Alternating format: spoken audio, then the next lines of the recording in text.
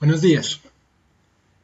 Bueno, en esta sesión vamos a estar hablando sobre McIntyre, sobre el comunitarismo.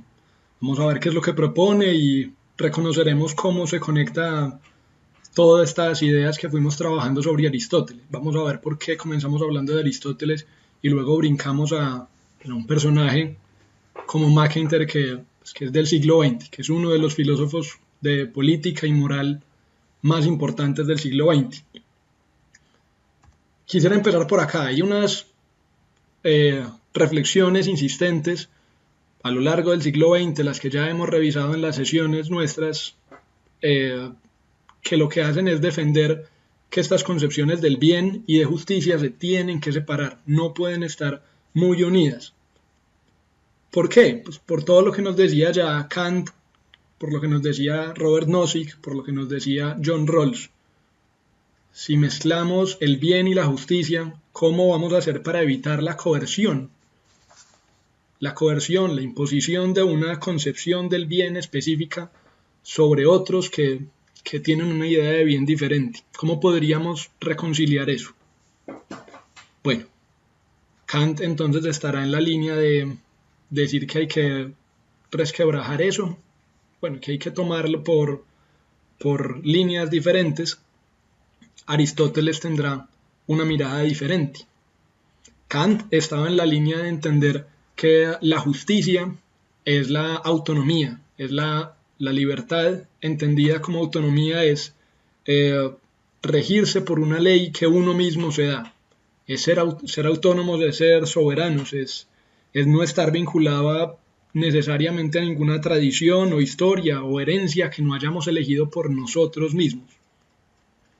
Aristóteles tenía un pensamiento distinto, como ya lo vimos en las sesiones pasadas, con su pensamiento moral teleológico. Para Aristóteles, la libertad era pues, poder realizar nuestras propias potencias, encontrar cuál era nuestro telos y pues, cumplirlo, realizarlo, actuar acorde a nuestra propia finalidad, a nuestra propia misión, propósito. Eso es lo que era la libertad. Y ahí es que ellos empiezan a tener unas miradas muy diferentes. McIntyre entonces, siguiendo la línea de Aristóteles, ya veremos ahorita por qué, pues, él nace en Glasgow, en Escocia, es criado en la tradición católica, pero hay un momento en el que se rebela por completo contra ella. Empieza a estudiar unas líneas del marxismo y también lo que pasa ahí es que se decepciona por completo del marxismo, se decepciona del proyecto de la ilustración pues, como en su conjunto. Se decepciona de lo que hemos visto, pues, que el profesor Ian Shapiro de la Universidad de Yale en Estados Unidos menciona en el que pues, la tradición de la ilustración lo que hace es basarse en un compromiso con la ciencia y en un compromiso con la libertad, con los derechos individuales. McIntyre se va a estar entonces yendo un poco en contra de estas dos premisas fundamentales. Va a decir que son peligrosas, que nos han llevado a unas dificultades muy difíciles de reconocer. A la final, él después de haberse revelado y decepcionado de la tradición católica y de la línea de las teorías marxistas, vuelve a sus raíces cristianas. Es uno de los filósofos más importantes del siglo XX, al menos de la segunda mitad del siglo XX, y el comunitarismo es pues, básicamente como la línea de reflexión que él comienza, que él trabaja. De McIntyre se podrían decir muchas cosas, pero al menos solo con decir que estuvo, pues que fue profesor en universidades como Oxford, como la Universidad de Notre Dame, como la Universidad de Yale, da un poco cuenta de que era un personaje bastante, pues ha sido un personaje bastante crucial y influyente en estas reflexiones. Bueno, ya si arranquemos con qué es lo que dice. Él trabaja, escribe este texto Tras la Virtud en 1981. Es el libro más famoso que tiene. Ahí va a defender pues, por qué es que la tradición de la ilustración se equivocó por completo al abandonar el pensamiento aristotélico. Y en con ese título tan inteligentemente puesto, Tras la Virtud, encapsula dos ideas diferentes y habla pues, que estamos en una situación como más allá o después de las virtudes, intentamos construirnos socialmente como si estuviéramos más allá de las virtudes, pero a la vez, de forma inevitable, estamos buscándolas, estamos yendo tras ellas. Ese tras la virtud, pues, que es una traducción al español del título en inglés, After Virtue, encapsula esas dos, como esa tensión, esa idea de pretendemos estar más allá de ellas, pero a la vez lo que hacemos inevitablemente va a ser buscarlas, va a ser ir tras ellas. Al comienzo del libro él empieza con una sugerencia inquietante, creo que se llama el título, y es que habla de esta narración catastrófica en la que por unas catástrofes ambientales arrancamos con una persecución brutal a los científicos y empezamos a destruir todos los libros y a fusilar a científicos y bueno, empezamos a deshacernos de todos ellos. Él lo que utiliza como esta narración como tipo ciencia ficción para hacer un punto sobre la filosofía moral. En la filosofía moral pasa lo mismo que hubiera pasado en esa situación, que es después de todo ese problema, lo que empezamos a hacer es coger unos fragmentos, algunas últimas restos que quedaron por ahí, unas páginas quemadas, un libro que se logró salvar, unas historias que han pasado de voz a voz, pero sin entender muy bien por qué. Lo que hacemos es volverlas a coger e intentar hacer algo coherente, pero que inevitablemente va a estar dañado, va a estar lastimado, va a estar desordenado, no va a ser lo mismo. La ciencia no volvería a ser lo mismo en una situación de esas. La filosofía moral está exactamente en ese punto. Heredamos unos lenguajes, heredamos unas palabras, unas ideas, pero de forma completamente fragmentada. No estamos reconociendo que las bases epistemológicas en las que ese lenguaje se comenzó a construir ya no son las nuestras. Y pues todo el problema es que el conocimiento el conocimiento moderno que tenemos ahora, producto de esta tradición de la Ilustración, es finalmente lo que ha hecho esa fragmentación. Es el proyecto de la Ilustración lo que ha quebrado con esta tradición. Ya ahorita vamos a ver bien por qué, pero lo que pasa es que no tenemos entonces una buena comprensión ni teórica ni práctica sobre la moral.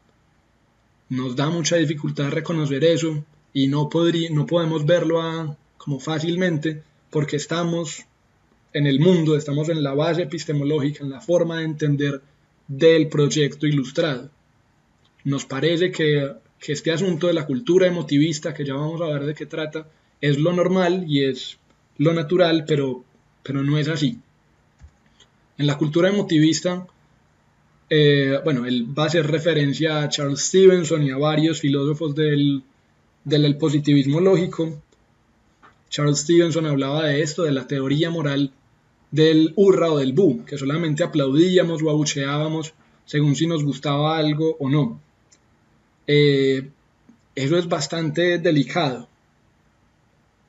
McIntyre lo que va a decir es, Charles Stevenson lo que decía era que no teníamos, pues que las actitudes emocionales no hablaban de preposiciones lógicas, no contaban los hechos y las razones, simplemente había un ejercicio de persuasión moral, nunca había argumentos. En la teoría, en la moral, en lo que parecían argumentaciones sobre la moral, solamente había persuasión, solamente había una propuesta de yo creo que esto es bueno, tú deberías creer que eso es bueno también, pero sin argumentos. Ahí entonces, en ese mundo, terminamos entrando en una lógica en la que aceptamos como bueno o justo lo que sentimos que es bueno o justo. Depende del sentimiento. McIntyre le va a tirar muy muy duro a Charles Stevenson, al positivismo lógico, especialmente a Moore, que es una de las cabezas del positivismo lógico. Les va a tirar muy muy duro por la argumentación que dan de esto, del emotivismo. Porque ellos de algún modo lo van a plantear como algo natural, como pues, así es que pasan las cosas. Y sí, y McIntyre va a estar de acuerdo, pues, el emotivismo está incorporado en nuestra cultura, actuamos de esa forma, pero eso es desafortunado, eso no debería ser así.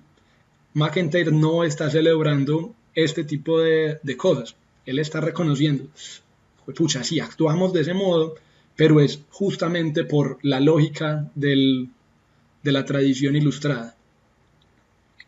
Vamos viendo a ver a qué es lo que se refiere con esta tradición, con esta cultura emotivista. McIntyre escribe esto en Tras la Virtud.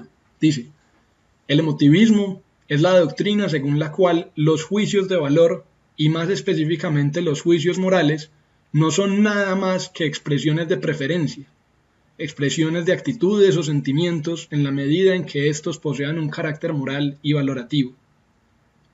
Los juicios fácticos son verdaderos o falsos, y en el dominio de los hechos hay criterios racionales por cuyo medio podemos asegurar el acuerdo sobre lo que es verdadero y lo que es falso.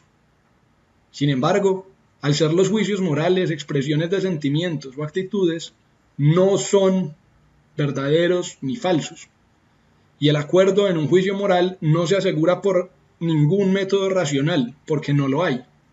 Se asegura, si acaso, porque produce ciertos efectos no racionales en las emociones o actitudes de aquellos que están en desacuerdo con uno.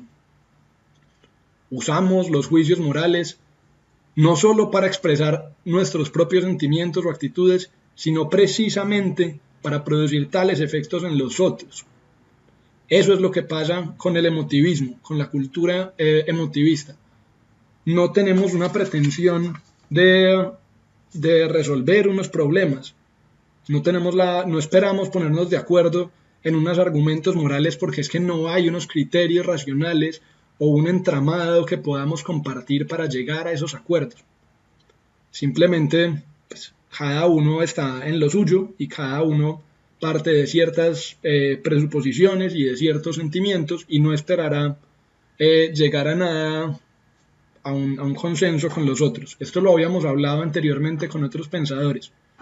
Esos otros pensadores veían, pues, este asunto como algo bueno o como algo natural. Estaba John Rawls cuando hablaba del profundo pluralismo, no vamos a poder ponernos de acuerdo en los debates sobre la moral, por eso es que hay que separar las concepciones de justicia y las concepciones de bien, decía Rawls. Una cosa son las doctrinas comprensivas que nos van a hablar de lo que es el bien, pero no lo podemos mezclar. Lo tenemos que reconocer, somos muy diferentes y no vamos a ponernos de acuerdo, pero justamente por eso es que tenemos que separar la justicia y el bien, decía Rawls. Rousseau también hablaba un poco de esa lógica y lo veía como algo natural. Tenemos que tomar las personas como son y las leyes como podrían ser. Las personas como son no se van a poner de acuerdo en las argumentaciones morales. En el neoclasicismo, en el utilitarismo neoclásico, con toda la construcción que hicimos sobre la economía y luego sobre John Stuart Mill, hablábamos de algo similar, cuando decíamos que no se puede hablar de la comparación interpersonal de utilidad, que la utilidad, los placeres y dolores no pueden ser cogidos y cuantificados y pasados de un lado a otro como si fueran, pues como si mis placeres se pudieran sumar con los dolores de alguien más. Eso no se podía hacer, nos decía el pensamiento neoclásico, el pensamiento utilitarista neoclásico. Por eso es que tumbaban la idea, la teoría de la redistribución de Jeremy Bentham. Finalmente, incluso Robert Nozick, estaba también en esto mismo, en la idea de que esto es normal, que no vamos a ponernos de acuerdo en las concepciones de bien, en las argumentaciones morales, y por eso es que su idea de los derechos como restricciones laterales era la que funcionaba, porque no podíamos imponer unas miradas sobre las ideas de otros. La libertad es lo que tenemos que defender a toda costa y imponer esas concepciones de bien era básicamente robarle la libertad al otro, era básicamente esclavizar al otro, era quitarle su propia, pues, su soberanía sobre sí mismo. Ahí entonces vamos teniendo unos problemas. Ese es el entorno en el que está la cultura emotivista. Hay algunos que lo ven como algo natural. Este man no. McIntyre va a decir, acá hay unos problemas y los problemas fundamentales de eso es que bajo esta línea de pensamiento lo que hace es que triunfa el pensamiento instrumental, el pensamiento que está concentrado en cómo hacer las cosas bien, que separa los medios y los fines.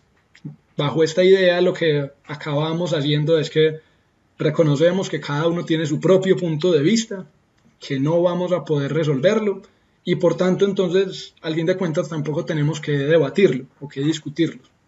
Nunca nos vamos a poner de acuerdo, lo importante es entonces separar las cosas.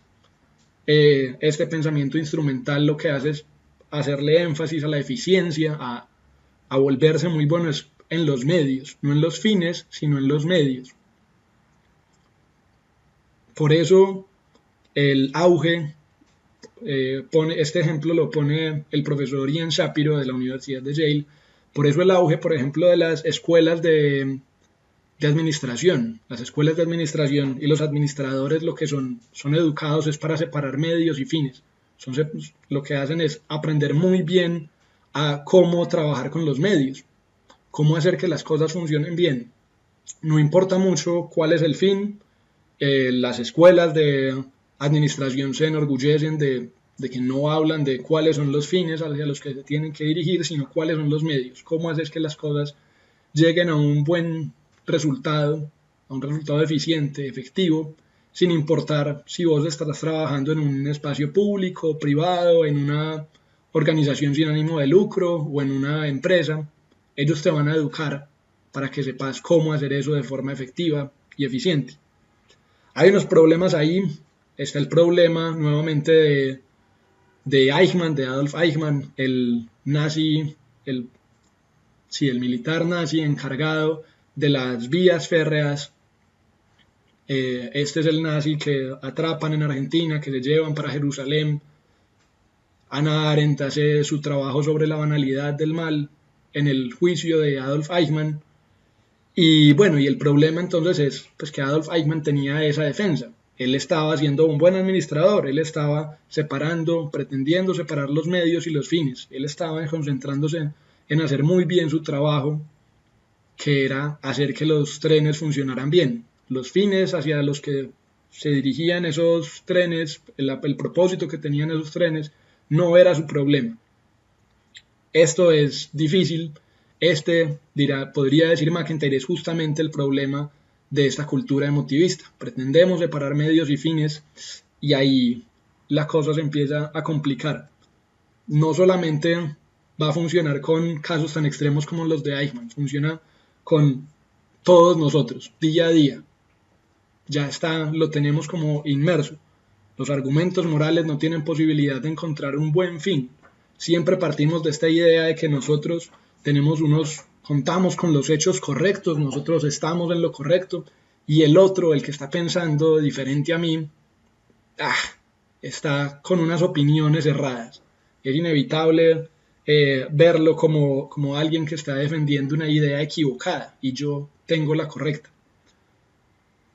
Esto pasa, por ejemplo, lo podemos ver en los debates que a cada rato muestran en televisión sobre temas polémicos que traen a un personaje que apoya a un lado y a otro personaje que apoya a otro.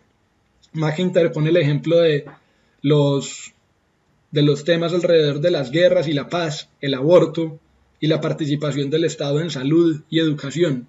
Cada uno va a tener unas miradas ya definidas, el público también cuando se sintoniza el canal a ver ese debate ya tiene unas predisposiciones y unas ideas construidas. No hay nadie que esté entrando a esos entornos, a ese debate que supuestamente nos debería cuestionar y hacer cambiar las ideas. Nadie en realidad está entrando a pensar que va a cambiar de idea allí. Cada discurso se plantea de forma cerrada y lo que pasa es que reforzamos estereotipos. Lo que pasa es que las dos personas que están debatiendo no se escuchan como mucho entre ellas y en realidad nunca pasará que uno de ellos voltee y le diga al otro, sabes que yo no había pensado en eso, tal vez tenés razón y tal vez yo esté equivocado, voy a pensarlo y luego volvemos a conversar. Eso ni siquiera pasa en una conversación, en una discusión en un bar con un amigo. Siempre estamos con unas ideas muy fuertes y se vuelve entonces ya es una pelea más de egos y de vos tenés tus opiniones erradas y yo tengo mis hechos correctos y el diálogo en realidad está completamente imposibilitado. Pero entonces, ¿por qué? ¿Por qué seguimos ese ejercicio del debate público, de la discusión pública?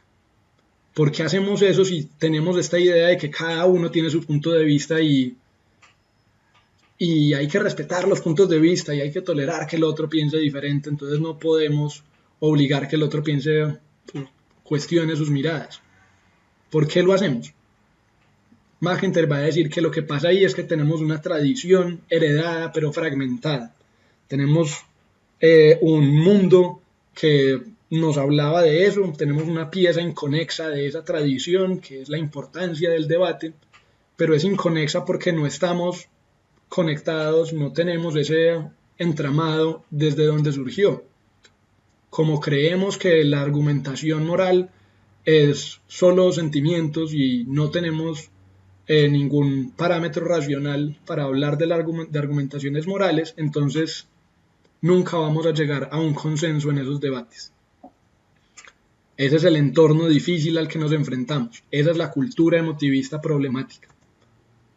Ahí entonces McIntyre pasa a hablarnos de una elección básica que todos tenemos que hacer y que la tradición filosófica, política, económica ha tomado.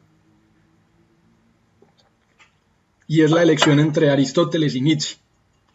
Va a decir que inevitablemente la tradición ilustrada, que trató de justificar científicamente la moral, va a terminar poniéndose del lado de Nietzsche.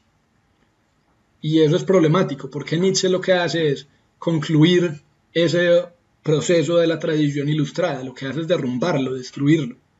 Algunos van a decir que es Nietzsche y acompañado de Marx y acompañado de Freud, va a descentrar esa idea del individuo soberano y autónomo y completamente libre.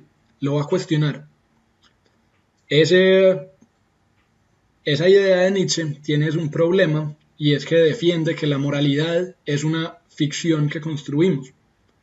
Nada tiene sentido en términos morales por sí mismo, solamente lo que nosotros le queremos reconocer. Y eso es lo que nos va a decir Nietzsche, que la moralidad la construimos socialmente y no hay nada como profundo que lo sostenga.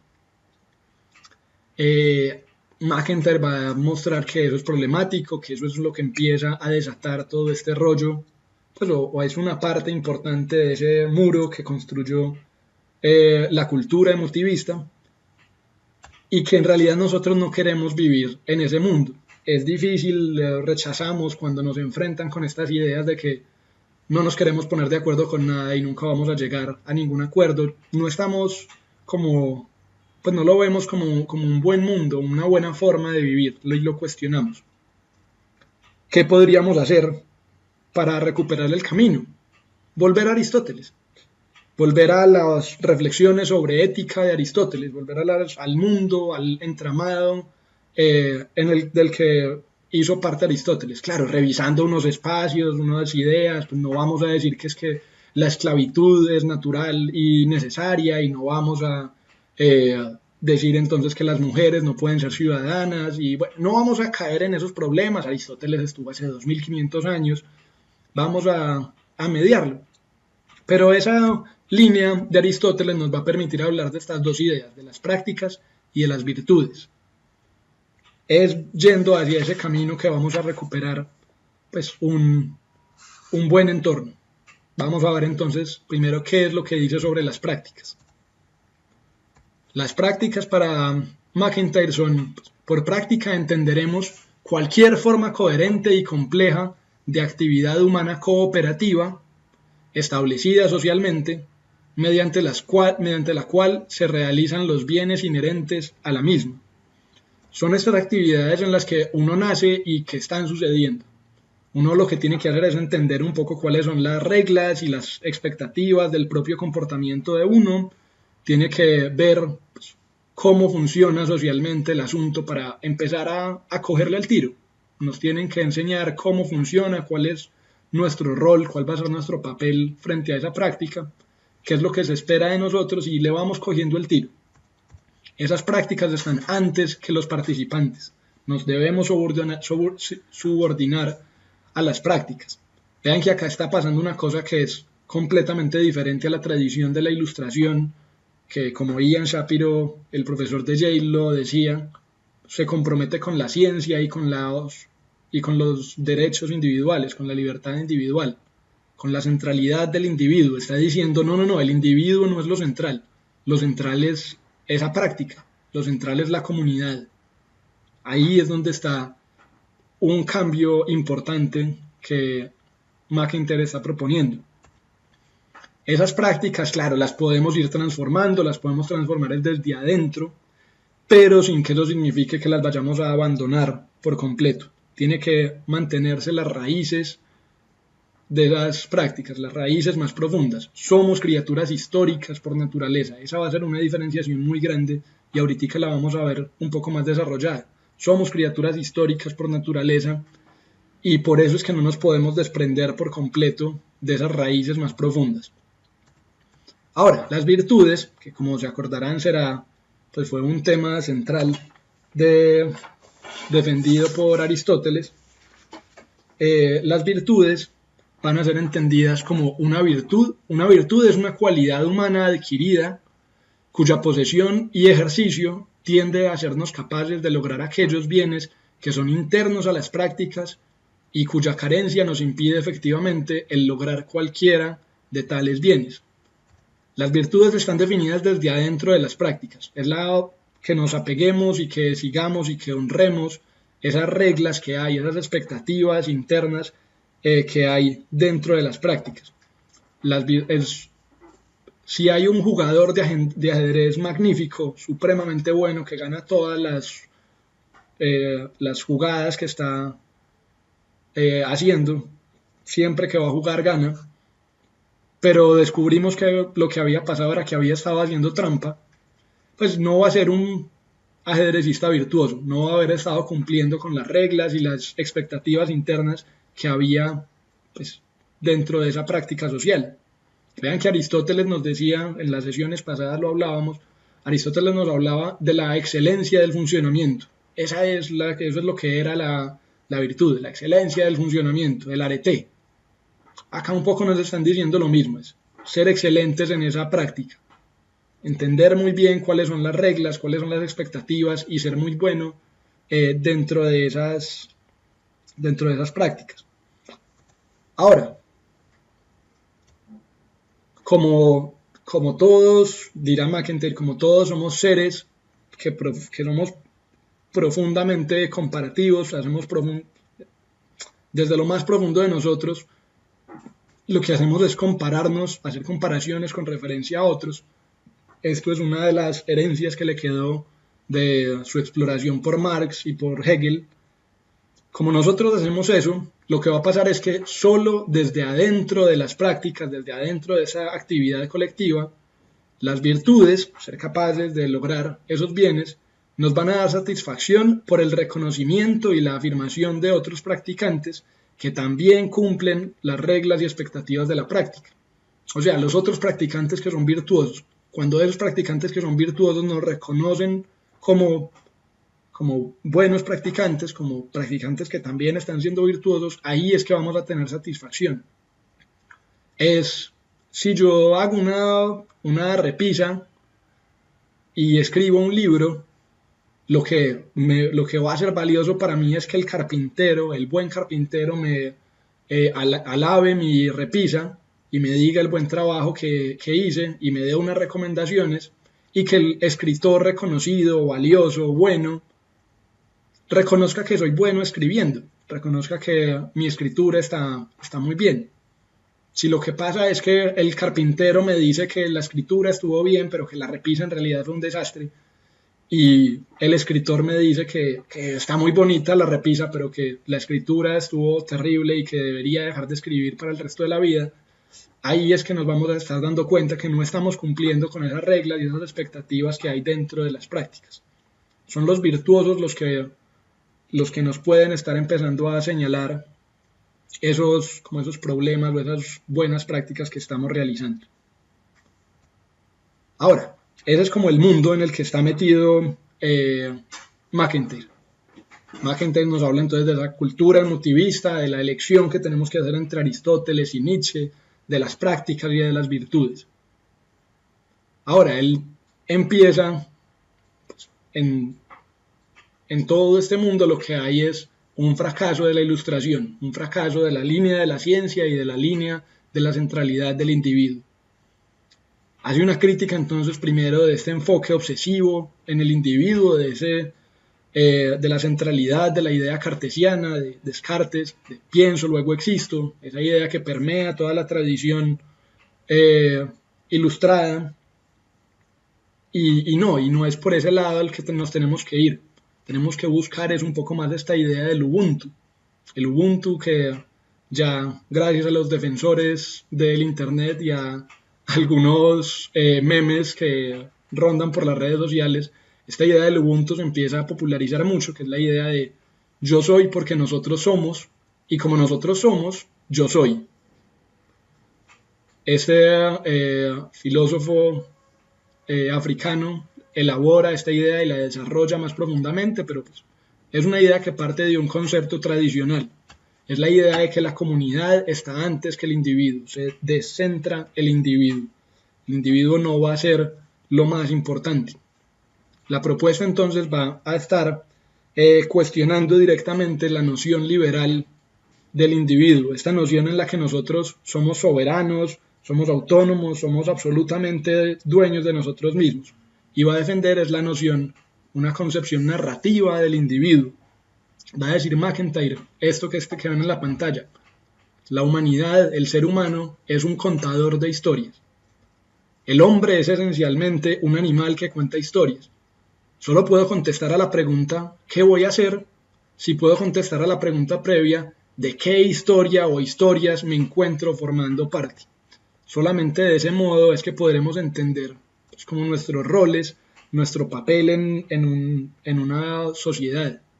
Esas narraciones vividas tienen como algo de teleológico, algo que nos impulsa hacia adelante, es algo que nos habla de nuestros propósitos o de nuestros fines, pero en realidad no de forma como definitiva y establecida hasta el final.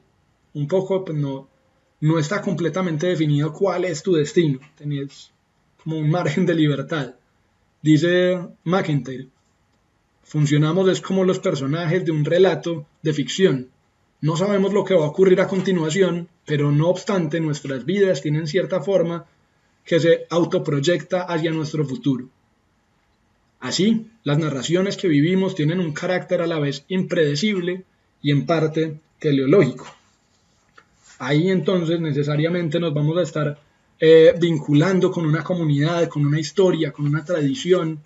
Estamos entonces diciendo que primero está la comunidad, luego el individuo, y solamente entendiendo esa comunidad de la que hacemos parte, esa historia en la que nacimos, vamos a entender nuestro rol, vamos a entender cuál es nuestro puesto.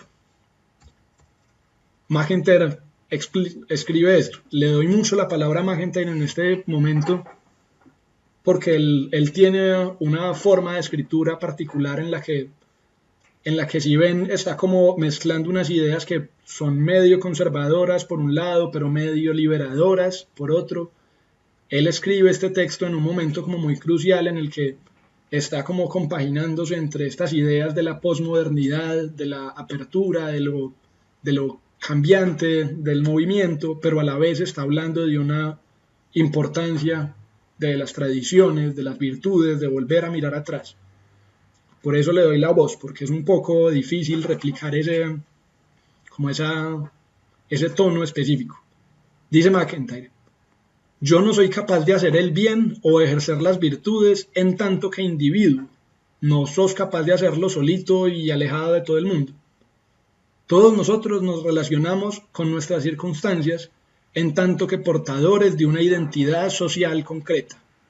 Soy hijo o hija de alguien, primo o tío de alguien más, ciudadano de esta o aquella ciudad, miembro de este o aquel gremio o profesión, pertenezco a este clan, esta tribu, esta nación.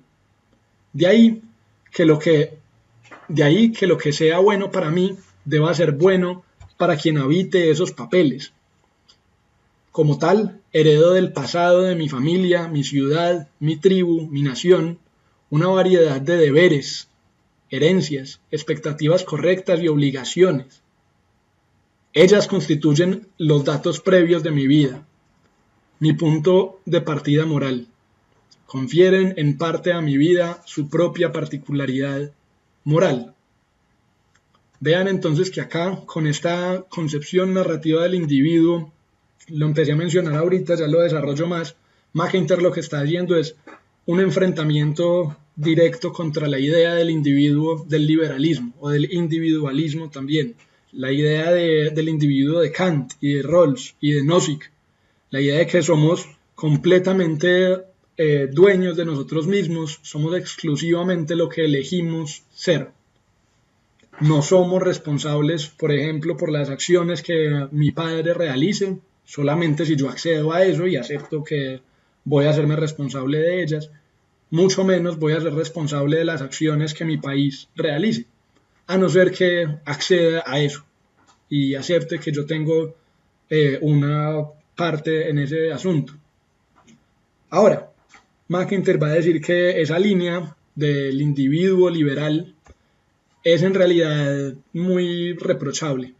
Lo que hace es encubrir una superficialidad, una ceguera moral muy conveniente en lo que hacemos, en la que no se reconocen las responsabilidades colectivas ni históricas. Esas amnesias históricas y convenientes, acomodadas, en las que no tenemos o no queremos reconocer los beneficios ilegítimos pues, que tenemos en este momento por unas injusticias pasadas. No nos queremos hacer parte de una tradición, de una historia, de una comunidad, de lo que esa comunidad ha hecho, porque de pronto a veces es medio incómodo y difícil. Ahí lo que va a decir McIntyre entonces es, claro, eso es lo que hace que cuando hablamos, por ejemplo, de la esclavitud, sentimos como si no tuviéramos nada que ver con ella y sacamos la defensa de yo nunca he tenido esclavos, yo no tengo deudas con ese asunto. No nos damos cuenta que hay una responsabilidad histórica, una responsabilidad colectiva que aún tenemos en deuda por haber en todo el mundo, en tantísimas culturas, haber fomentado la esclavitud, haberla visto como algo natural y como algo necesario. Pero pasa entonces también con cosas como los campos de concentración, los crímenes cometidos por el gobierno alemán en la época nazi. Significa entonces que un joven que haya nacido y vivido después de ese régimen, entonces se siente que no tiene ninguna parte de responsabilidad histórica y colectiva sobre ese asunto. O los estadounidenses, el joven estadounidense que dice yo no tuve nada que ver con la bomba atómica, yo no soy responsable de eso. O el japonés con Pearl Harbor, yo no tuve nada que ver con ese ataque a la isla, entonces no me metan a mí esos problemas. O el colombiano, nosotros que creemos que no tenemos ningún tipo de responsabilidad histórica y colectiva con cosas terribles que nosotros, que el Estado, que somos nosotros, ha hecho. Falsos positivos y sentimos que no tiene nada que ver con nosotros. El exterminio de la UP, sentimos que no tiene nada que ver con nosotros. McIntyre, un poco lo que está proponiendo con esta idea de la concepción narrativa del individuo, de hablar de que nuestra identidad está junto a a unas historias, a una comunidad, a unas prácticas, pues nos está diciendo, sí, usted sí tiene una responsabilidad colectiva e histórica con este tipo de cosas. Va a decir McIntyre, el contraste con el punto de vista narrativo del yo está claro, diferenciándolo con el de la concepción liberal. Porque la historia de mi vida está siempre embebida en la de aquellas comunidades de las que derivo mi identidad. He nacido con un pasado e intentar desgajarme de él a la manera individualista es deformar mis relaciones presentes. La posesión de una identidad histórica y la posesión de una identidad social coinciden. tengamos presente que la rebelión contra mi identidad es siempre un modo posible de expresarla. Esa parte es muy, muy, muy interesante porque lo que está diciendo es, claro, usted puede pelear contra su comunidad, pero su identidad va a seguir estando marcada por esa comunidad. Usted podía haber sido el joven en la guerra, en el enfrentamiento de la guerra mundial, luchando por la paz y el cese de la violencia entre las naciones. Pero tu identidad va a seguir estando marcada es por esa comunidad, por las acciones y las prácticas de esa comunidad. No podés desprenderte de ellas en esa falsa idea del individuo liberal kantiano, puro y soberano y exclusivamente dueño de sí mismo, sin ninguna historia, sin ninguna herencia. Ahora, la segunda parte del fracaso de la modernidad es que la modernidad se metió en este rollo de que la ciencia podía dar cuenta de todo, podía dar cuenta de la moralidad. Y no, y esa mirada científica de la moralidad no nos funciona por la libre voluntad humana. Partíamos en esa tradición de una mirada científica que nos hablaba de la naturaleza humana como resulta que es, de esta idea de Rousseau en la que se defendía que tomáramos al hombre como es y a las leyes como debían ser. Y no, y eso no nos funcionaba, porque estábamos hablando de un individuo, de unos humanos que no estaban instruidos, que no estaban explotando sus capacidades.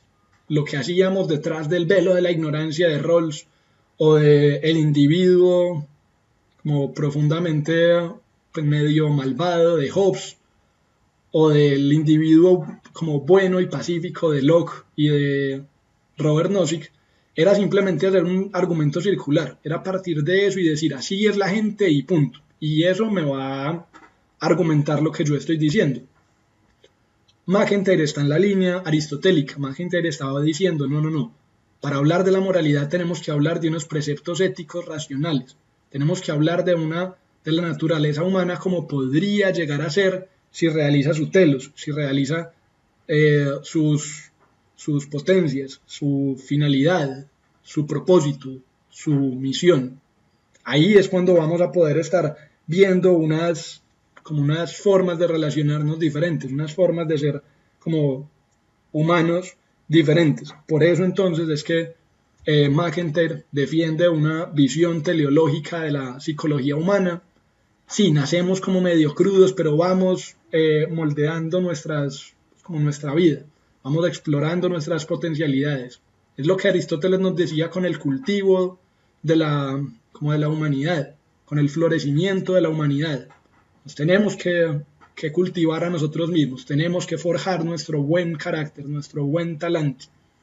Esa va a ser la forma en la que pudiéramos ser pues, tan humanos como deberíamos, como podríamos serlo. Ahora, el problema es que pues, la tradición aristotélica era la que nos hablaba de ese mundo, ese era el entramado completo. Nos hablaba entonces de esos preceptos de la ética, en los que empezábamos a mezclar ética y política y educación, y teníamos unas bases epistemológicas completas para entender eso, para poder debatir, para poder argumentar racionalmente sobre estas ideas. El proyecto ilustrado lo que hace es fragmentar el asunto, decidir que tenemos que separar al hombre, a la humanidad, para entenderlo por pedacitos diferentes, se compromete con la ciencia y eso es lo que hace que se fracture esa tradición. Por eso tenemos solamente unos fragmentos inconexos. Por eso es que tenemos esos debates que parecieran que son importantes, pero que no tenemos una base para poder llegar a algún consenso o para poder llegar cuál es el argumento que sí nos va a estar dando cuenta de la buena vida, como decía Aristóteles. Aristóteles, si se acuerdan de la sesión pasada, decía que el telos no se debatían eran los medios. El telos es una cosa natural, el telos de la humanidad, del hombre, es la eudaimonía, ser feliz en esa forma ardua y difícil y de constante búsqueda, no solamente de buscar placeres y dolores y ya, sino el cultivo de la humanidad, el florecimiento de la humanidad, hacer ser esos animales racionales y sociales que somos, pues, tan bien como podamos. La finalidad no se ponía a discusión, decía Aristóteles. McIntyre dirá que sí, será un poco como más abierto en ese sentido, va a decir, sí razonamos sobre los fines y sobre los medios, pero tiene que ser desde dentro de las prácticas, desde dentro de las tradiciones, porque somos seres históricos, no nos podemos desconectar por completo de la tradición, de esas raíces profundas de las que hacemos parte. Nuestro telos se va adaptando, se va transformando, va llegando a nuevas expresiones. Y así lo vamos construyendo poco a poco. Las prácticas, las tradiciones, las virtudes no son estáticas, las construimos, se mueven. Eso, la búsqueda de esas virtudes, hacer parte de esas prácticas es lo que nos une con los demás. Ahí entonces vean que es como un punto medio interesante en el que por un lado está defendiendo esa mirada como medio conservadora. Más adelante vamos a hablar del conservatismo de Edmund Burke y de Sir Patrick Devlin. Vamos a ver que el conservatismo tiene unas formas diferentes a estas ideas, pero McIntyre está como haciéndole un gesto hacia la importancia de la tradición, pero a la vez está diciendo las tradiciones cambian y nos movemos y nos transformamos. Por eso es que fue tan pertinente, por eso es que fue tan exitoso y sigue siendo tan exitoso el pensamiento de McIntyre, porque estaba en un punto intermedio que explicaba muy bien muchas de las formas en las que nos relacionamos. Veamos estos otros 3 ejemplos de diferentes comunitaristas, personas que están comprometidas con estos discursos: Michael Sandel, Charles Taylor y Michael Walzer. Hacen parte de esta tradición también de formas muy diferentes, con expresiones diversas, con énfasis y silencios distintos, y cada uno de ellos pues va a seguir aumentando y enriqueciendo esta mirada del comunitarismo. Veremos que hay diferentes formas de defender estos vínculos que el comunitarismo está diciendo que se deben hacer entre el bien y la justicia. Aristóteles lo señalaba también. Hay 2 formas de defenderlo. Una será la vía relativista, esa vía que lo que nos va a decir es que tenemos que ver una comunidad y ver cuáles son los valores que prevalecen en ella en cualquier momento.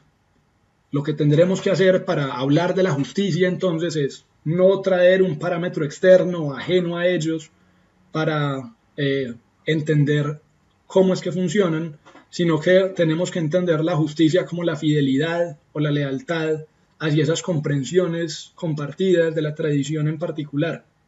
Esa es la vía relativista, la que hace que cada comunidad tiene unas concepciones particulares y defiende unas prácticas y unas virtudes particulares.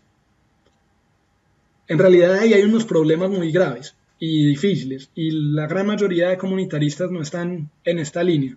Van a decir que el problema de esa línea es que nos dejan en un mundo en el que la justicia es exclusivamente un producto de la convención, depende de las circunstancias de cada comunidad, no hay nada que nos pueda unir a unas y otras, y eso lo que hace es quitarle todo el poder crítico y autocrítico a como a esa reflexión de la justicia.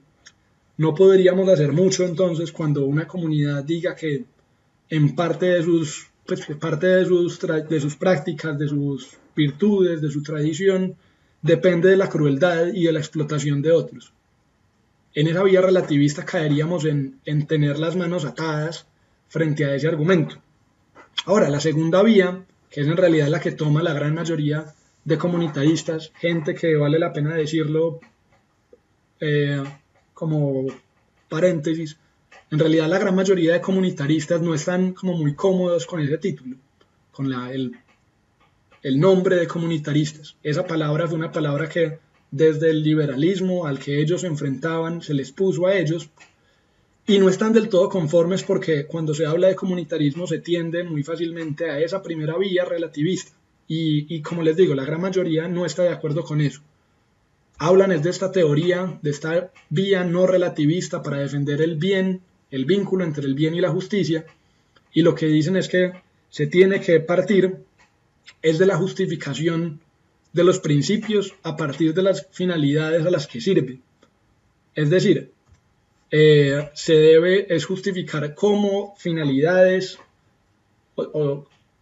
sí, se debe justificar cómo esa finalidad, como una meta que se esté proponiendo, va a estar honrando y permitiendo el avance de algún bien humano.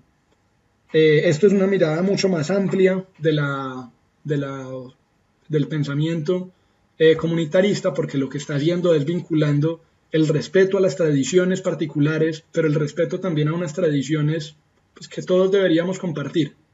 Claro, vamos a respetar que cada comunidad entonces tenga unas prácticas, defienda unas virtudes puntuales y eso va a estar muy bien, pero también lo que hacen es vincularse a la tradición aristotélica, a la tradición de la importancia del debate, de la argumentación racional, de homenajear lo virtuoso, las virtudes cívicas, el buen vivir. Están mezclando entonces ambas tradiciones, le están dando espacio a las dos, no solamente a una. No hay solamente una prevalencia de una comunidad que tradicionalmente haya sido cruel o haya dependido del esclavismo y que vamos a decir, bueno, la justicia entonces es que ellos sean fieles a esas tradiciones. No. La argumentación racional hace que esos asuntos no se logren mantener en pie. Tenemos que hablar de cuáles son las finalidades de esas prácticas.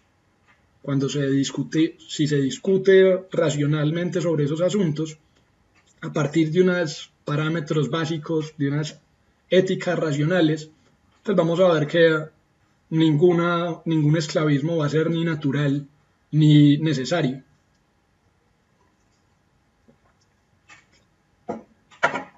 En esta vía no relativista están personajes como Michael Sandel, el profesor de la Universidad de Harvard, que hemos mencionado varias veces en nuestros cursos. Y él dice esto, él escribe esta frase. Dice, si deliberar sobre lo que es un bien para mí implica reflexionar sobre lo que es un bien para las comunidades a las que mi identidad está ligada, la aspiración a la neutralidad quizás sea un error. Quizás no sea posible, ni siquiera deseable, deliberar sobre la justicia sin deliberar sobre la vida buena. La teoría política liberal nació de un intento de ahorrarles a la política y el derecho los embrollos de las controversias morales y religiosas. Rawls hablándonos de que nos metiéramos en ese velo de la ignorancia y que no tuviéramos en cuenta esas cosas que nos determinaban, esa arbitrariedad moral, esas arbitrariedades morales que nos determinaban. Pero sigue Michael Sandel diciendo, pero tal ambición no puede llegar a realizarse. Puede que parezca que pedir a los ciudadanos democráticos que dejen sus convicciones morales y religiosas a un lado cuando entran a la esfera pública es una forma de garantizar la tolerancia y el respeto mutuo. Puede parecer que eso es así. John Rawls seguramente tenía muy buenas intenciones al respecto. Pero, en la práctica, sin embargo, lo cierto puede ser lo contrario. Decidir sobre importantes cuestiones públicas pretendiendo una neutralidad inasequible es una receta para el resentimiento y las reacciones viscerales en sentido contrario. Ahí este personaje, Michael Sandel, lo que nos está diciendo es hay que tener unos debates públicos sobre temas morales y espirituales.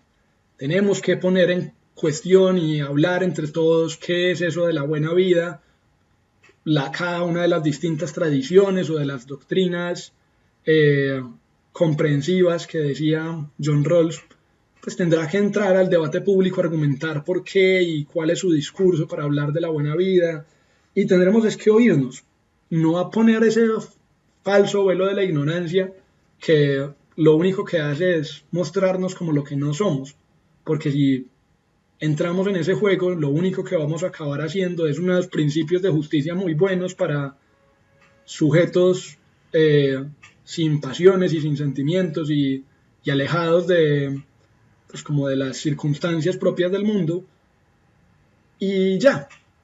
y nosotros tenemos sensaciones y tenemos sentimientos y estamos marcados por esas creencias y tenemos una religión o unas nociones de qué es lo bueno y lo malo, y solamente debatiendo públicamente de ellas, sobre ellas, democráticamente sobre ellas, respetando unos parámetros básicos que Michael Sandel en sus cursos y en sus libros explica detalladamente, solamente así podremos pues, llegar a como un mundo compartido, a una forma pues, de realmente justicia que sea viable para todos.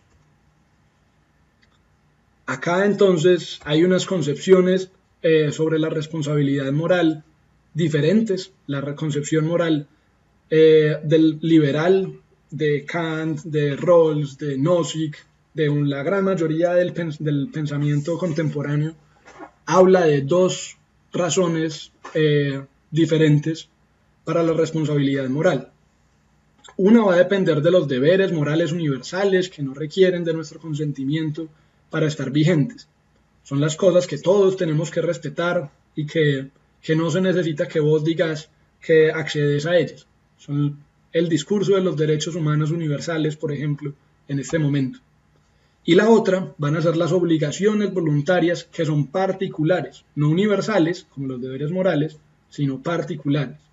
Esas sí requieren de nuestro consentimiento para entrar en vigencia. Nosotros tenemos que haber aceptado esas obligaciones voluntarias. La concepción liberal entonces va a decir que a partir de estas dos líneas se van a poder explicar todas las formas de responsabilidad moral que tenemos. Ahora, el comunitarismo lo que dice es, no, hay una tercera. Necesitamos una tercera categoría para poder entender todas las responsabilidades morales. Y son las obligaciones de solidaridad. Son particulares, pero no requieren de nuestro consentimiento. O sea, no son como las voluntarias en tanto son particulares, pero son como los deberes universales en tanto no necesitan de nuestro consentimiento.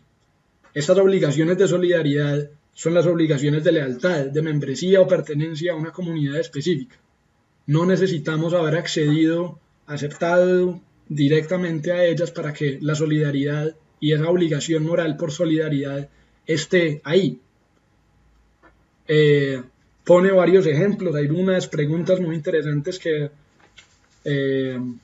Michael Sandel en sus cursos plantea. Les quiero poner algunas de esas preguntas aquí para que las discutamos en nuestras sesiones y bueno, para que en la zona de comentarios de abajo ustedes vayan empezando a decir por qué lado se tenderían a defender y por qué.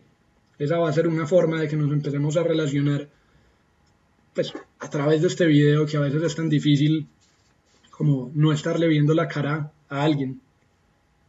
Pone entonces 5 preguntas diferentes, 5 situaciones diferentes. Las voy a poner en medio parejitas. Hay una en la que él nos habla de, pues en este entorno entonces, de si solamente los deberes morales universales y las obligaciones voluntarias particulares fueran suficientes, ¿cómo argumentaríamos una situación en la que nos encontramos en un entorno en el que hay 2 niños que se están ahogando y tenemos que decidir a cuál tendríamos que salvar? El asunto es que salvamos al niño extraño o salvamos a nuestro hijo. ¿Lo tendríamos que dejar a la suerte? ¿Tendríamos que echar una moneda para ver a cuál de los dos salvamos? No, hay una cosa como pues que sería muy, muy reprochable si no te lanzases a salvar a tu propio hijo. Habrá entonces alguien que diga, pero es que ahí hay una obligación voluntaria, vos cuando tuviste un hijo accediste a que ibas a tener unas responsabilidades extra. Pone entonces Michael Sandel un ejemplo como muy compaginado ahí, que es ya no de los padres hacia los hijos, sino de los hijos hacia los padres. Nosotros no elegimos quiénes son nuestros padres, no elegimos tener padres, pero aún así en una situación en la que haya 2 ancianas necesitando de cuidado, de protección, de acompañamiento, ¿a cuál cuidaríamos? ¿A la desconocida o a la madre? ¿Lo dejaríamos a la suerte? ¿Echaríamos una moneda? ¿Deberíamos cuidar al extraño porque eso es lo que moralmente sería más pedagógico para el resto de la sociedad? ¿Qué sería lo adecuado? ¿Qué sería lo correcto en esa situación? ¿Tendríamos que cuidar a la madre solamente como una forma de pago por lo que ella hizo antes por nosotros? ¿O hay algún tipo de obligación, de lealtad diferente que nos está llamando a que eso es lo correcto? ¿Tenemos que cuidar a la madre solamente si fue buena con nosotros? Bueno, abajo entonces me pueden poner algunas de estas ideas, de lo que piensan sobre eso. Hay otra parejita de preguntas que Michael Sandel propone, y pues ya son preguntas como de historia, de la vida real. En la Segunda Guerra Mundial había un piloto francés que pilotaba un bombardero, y lo que él estaba haciendo era bombardeando pueblos en Francia, porque estaban intentando sacar a los invasores. Esa era la forma de recuperar su territorio, de salvar a su gente. Ahora, él pues lo hacía por mucho tiempo, pero hubo un momento en el que se negó a bombardear un pueblito en específico. Él estaba de acuerdo con que esa era la forma, que él tenía que hacer eso, pero se negó. ¿Por qué? Porque era el pueblito suyo, era donde él había nacido y crecido. Y había algo, un asunto, una obligación moral, un asunto de lealtad, pues de que él era parte de ese pueblo, que hacía que él no fuera capaz y que no debía, sentía él que no debía hacer eso. ¿Él estaba en lo correcto o no? ¿Qué creen ustedes? Y pone otro caso que es con Etiopía. En Etiopía hace unas décadas hubo una hambruna brutal que mató a miles de etíopes, todavía hoy pues sigue sucediendo. Y pones un ejemplo con el Estado de Israel. En Etiopía hay una comunidad pues como importante de etíopes judíos. El Estado de Jerusalén, de Israel, lo que hace entonces es pensar pues, que no tienen una capacidad ilimitada para ayudar y rescatar a todos los etíopes, pero sí a los etíopes judíos, a los que con los que compartían algo diferente. ¿Ellos estaban en lo correcto o no? ¿Hicieron lo justo o es injusto que hayan tomado la decisión de salvar a unos etíopes porque compartían sus mismas creencias, profesaban su misma religión? Y finalmente una última pregunta que es como con varias situaciones, pero la pregunta es la misma, y eres una universitaria y te das cuenta que tu amiga y tu compañera de cuarto hizo trampa en un examen. O eres un nadador olímpico y te das cuenta que uno de tus compañeros ha estado utilizando drogas para mejorar su rendimiento. O sos un funcionario público y resulta que tu hermana es una criminal perseguida, una fugitiva, perseguida por la justicia por unos crímenes terribles que hizo. En ese tipo de situaciones, ¿estaría bien decir mentiras o esconder la verdad para proteger a un hermano, a un amigo, a un compañero de equipo de algo malo que hizo? ¿Estaría bien? ¿Estaría mal? ¿En qué tipo de situaciones podríamos acceder y en qué tipo de situaciones no? ¿Qué creen ustedes y por qué? Ahí entonces, como les dije, abajito me pueden empezar a poner algunos de los comentarios y en las sesiones cuando nos volvamos a encontrar la semana después de Semana Santa vamos a discutir sobre esos asuntos, ¿vale? Con esto ya cerramos. Estas son las últimas de las ideas. McIntyre, al fin de cuentas, frente a ese mundo tan difícil, frente a ese... ¿cómo se dice eso? Frente a esos síntomas tan difíciles del análisis que él hace, básicamente lo que sucede es que se derrota, se da por vencido. Y vamos a ver cómo lo dice. McIntyre escribe, este es casi que el último párrafo creo que es el último párrafo del libro. Si mi visión del estado actual de la moral es correcta, debemos concluir también que hemos alcanzado ese punto crítico de la presuposición de la verdad del emotivismo y que está en nuestras prácticas cotidianas, que no argumentamos racionalmente, no es imposible argumentar racionalmente sobre la moral, sobre qué es lo correcto, sobre la buena vida, nada de eso nos funciona, nada de eso lo vemos como válido y valioso. Y sigue entonces, lo que importa ahora, si la situación en realidad sí está así y está tan complicada, lo que importa ahora es la construcción de formas locales de comunidad, dentro de las cuales la civilidad, la vida moral y la vida intelectual pueden sostenerse a través de las nuevas edades oscuras que caen ya sobre nosotros.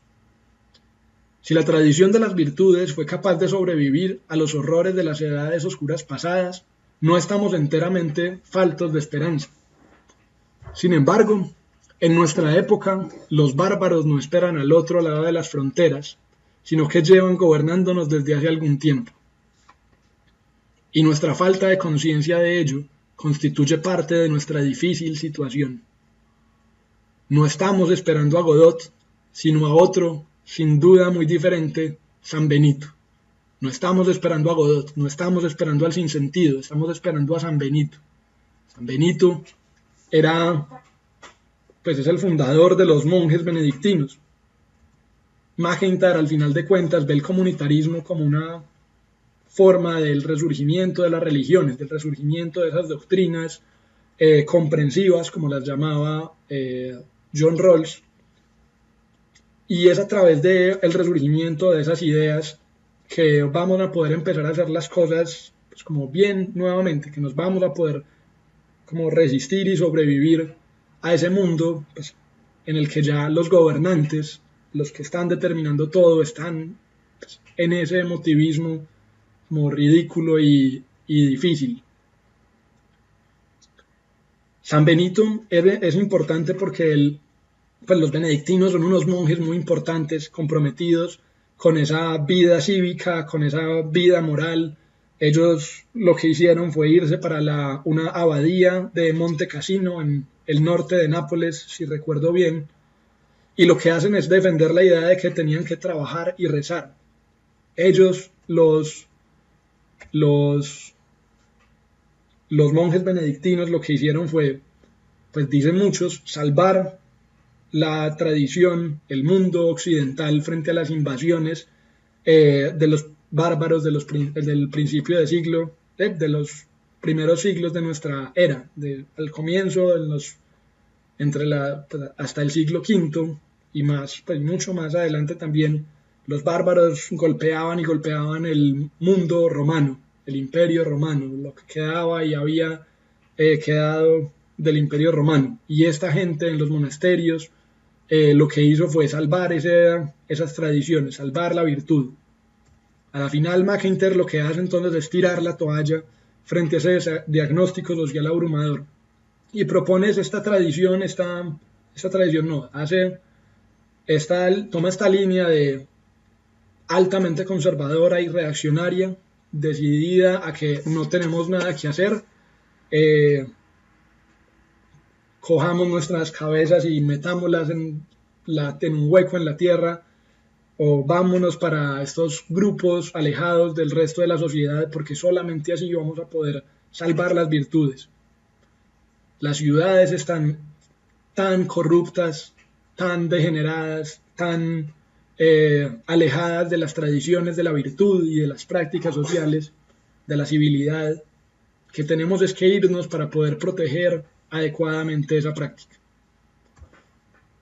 Con esto terminamos con Victoria Camps. Victoria Camps es una seguidora y crítica de MacIntyre. Ella, como verán, en esta cita, es la que escribe el prefacio a esta traducción de Tras la Virtud. El libro que ella escribe y que hemos utilizado varias veces en nuestras sesiones, Breve Historia de la Ética, es siguiendo el ejemplo de MacIntyre. MacIntyre también escribe un libro que se llama Breve Historia de la Ética. Ella lo aprecia y está muy de acuerdo con todo ese diagnóstico que él ha hecho sobre la crítica de la cultura emotivista, los problemas que plantea, la importancia de volver a esa tradición aristotélica, por ejemplo, que es una buena opción, pero a la final no está de acuerdo con esa línea tan reaccionaria y conservadora de MacIntyre. Ella no va a aceptar eso y por el contrario va a llamarnos a todos a una como una ciudadanía mucho más activa. Nos va a plantear este reto. Va a decir Victoria Camps. Por ello, pienso que saber conjugar la universalidad de los derechos humanos y la diversidad en las formas de llevarlos a la práctica es el auténtico reto de nuestro tiempo. Si la democracia es un imperativo para todos los pueblos, debería ser posible asimismo construir el discurso de las virtudes públicas, que no sería sino las virtudes imprescindibles para los ciudadanos de nuestro tiempo, los cuales no pueden diferir radicalmente de sus formas de actuar democráticamente, se encuentran en Europa, en América Latina o en África subsahariana. Para andar tras la virtud no es preciso partir de un nosotros cerrado y excluyente. Ella le tiene temor y señala que el problema de ese discurso de McIntyre pues acaba siendo que esas comunidades cerradas se vuelven dogmáticas, se vuelven fanáticas y antes pueden ser pues, más problemas para este entorno tan difícil en el que estamos viviendo. Sigue Victoria Camps diciendo, el paso del yo moderno, individuo liberal abstracto, al nosotros que necesitamos, ha de asentarse en la reafirmación de unos derechos humanos que son, por encima de todo, derechos del individuo, esté donde esté, y se encuentre donde se encuentre. Es entonces el cierre de esta sesión. La propuesta de McIntyre es muy interesante, abre una lectura de mundo diferente a la que habíamos visto en las otras líneas de pensamiento. Vemos con este cierre de Victoria Camps que sin duda hay unos problemas, esas propuestas de McIntyre tienen unas dificultades y graves, pero el diagnóstico es muy interesante. La próxima sesión entonces vamos a estar haciendo el debate, ustedes ya conocen cuáles van a ser las formas metodológicas que vamos a estar siguiendo. Vamos a poner en discusión las tres miradas de estos personajes. Vamos a hablar sobre la justicia como equidad de John Rawls, vamos a hablar del libertarismo de Robert Nozick y del comunitarismo de McIntyre. Veremos unos temas muy polémicos, veremos cómo cada uno de ellos podría enfrentarlos, con qué argumentos, a partir de qué conceptos o ideas, y cómo pudieran cuestionarse unos a los otros. Eso es lo que vamos a hacer en nuestro debate. Vamos a hablar sobre temas como la acción afirmativa, los impuestos, el servicio militar, la regulación de la libertad de expresión, el matrimonio de parejas del mismo sexo o género, el aborto, el patriotismo y los problemas medioambientales. Las próximas sesiones entonces estaremos trabajando estas ideas y podremos entonces intentar encontrar cómo es que cada una de estas lógicas, la de Rawls que veíamos que se refería más a una justicia que habla o que defiende como la socialdemocracia actual, la de Nozick que defiende como el neoliberalismo, y la de McIntyre que es una línea que en realidad no tiene como como un defensor político fuerte y claro en este momento, pero que está regada por todo el mundo, con pequeños partidos, con pequeños movimientos sociales y culturales que están cuestionando y poniendo en duda estos movimientos del globalismo, de la dependencia, de que todos estemos regidos por las mismas reglas y las dificultades que eso nos trae. Veremos entonces las próximas semanas eso. Muchas gracias por la atención. Yo sé que este fue un video bastante largo, fue una clase más extensa de la que lo hubiéramos podido tener en nuestro encuentro como físico en la universidad, pero preferí darme un poco más de tiempo, exigirles a ustedes un poco más de tiempo y robarles un poco más de tiempo de sus espacios para que esto quedara bien explicado, detallado, con ejemplos, dándole la voz a McIntyre. Muchas gracias por la atención, espero que hayan quedado al menos algunas dudas, algunas preguntas, algunas inquietudes sobre las bases de las que partimos. McIntyre, como les dije, cuestiona la centralidad del individuo, cuestiona la importancia de la ciencia y la pertinencia de la ciencia para discutir sobre temas de la moralidad, cuestiona pues, la tradición ilustrada, y como Ian Shapiro, el profesor de Yale, lo menciona varias veces, como yo se los he mencionado también varias veces en el curso, pues en gran medida todos somos hijos de esa tradición ilustrada. Todos nosotros estamos marcados por esos pensamientos, así que esta idea de McIntyre es bastante más radical y cuestiona mucho más que la gran mayoría de las tradiciones y de las formas que hemos recorrido en estas 13 semanas que hemos hablado de estos temas sobre la política, sobre la justicia y la legitimidad. Nuevamente, muchas gracias por la atención, que les vaya bien. Chao.